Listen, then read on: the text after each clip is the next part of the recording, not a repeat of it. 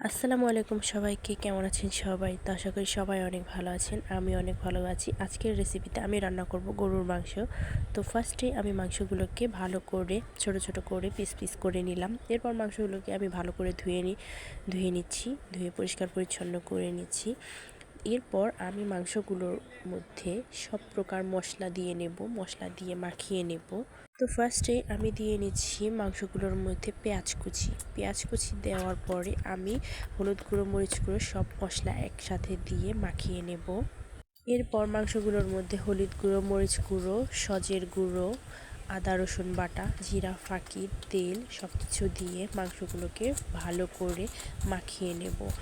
ভালো করে মাখিয়ে নেওয়ার পর কিছুক্ষণ ম্যারিনেট করে রাখবো। আপনারা যদি এভাবে মাংস রান্না করে খান, হাত দিয়ে মশলা দিয়ে মাখিয়ে এরপর ম্যারিনেট করে রাখবেন, খেয়ে দেখবেন মাংসগুলো খেতে কত মজা হয়, কত টেস্ট হয়।